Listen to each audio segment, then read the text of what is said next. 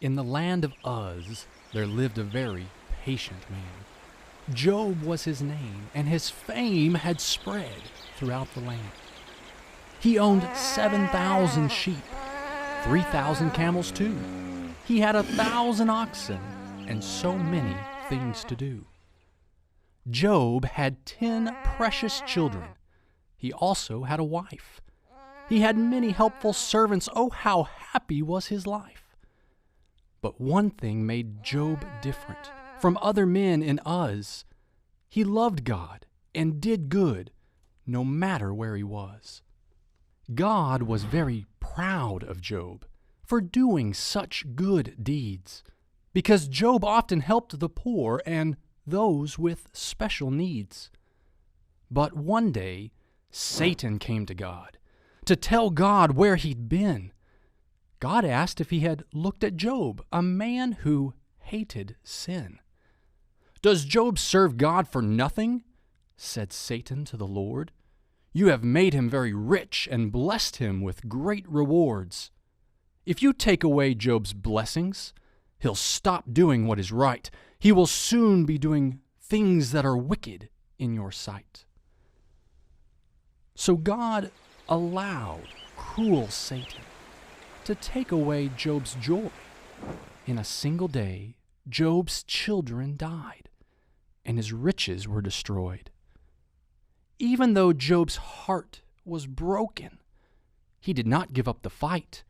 He kept on trusting God and continued doing right. But Satan wasn't finished being cruel to this poor man. So he talked with God again about another wicked plan. "You know Job only serves you, God, because he is not sickly. If you let me take his health, he will curse you very quickly." God knew Job wouldn't turn away from doing what was right, so he let the wicked devil take Job's health and all his might. Upon the skin of Job, painful boils began to grow, from the tip-top of his head to the bottom of his toe. He could not sleep at night because the boils hurt so much, and his entire body hurt whenever it was touched. So he sat in piles of ashes, feeling lonely and down, and he scratched the painful boils as he sat upon the ground. His 3 friends came to see him from many miles around to visit their poor friend who was sitting on the ground. Eliphaz, Bildad, and Zophar were Job's 3 caring friends who came to try and help poor Job be happy once again.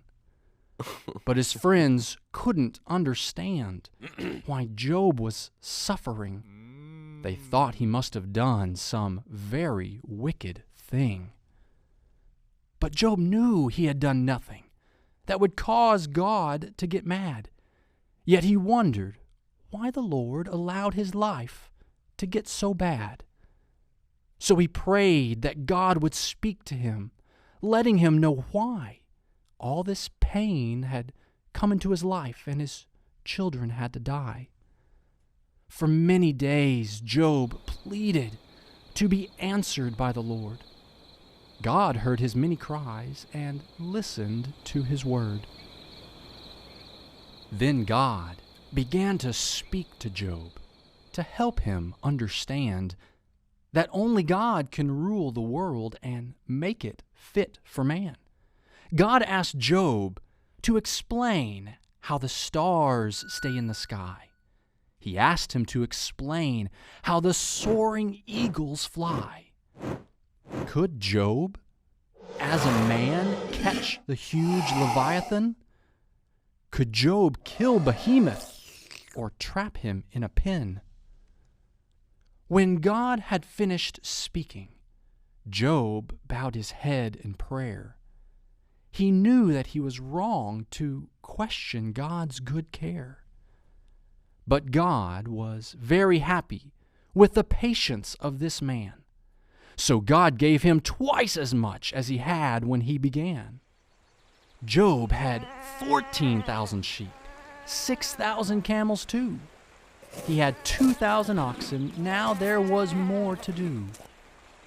Job had 10 more children. He still had his wife. He had many more new servants. Oh, how happy was his life. He had 3 more daughters who made his life so grand. They grew to be the fairest of all women in the land. Job lived for many years, watching his grandchildren grow. But he started getting old. It was time for him to go. So Job died, a happy man, old and full of days. And God was very proud of Job for all his patient ways.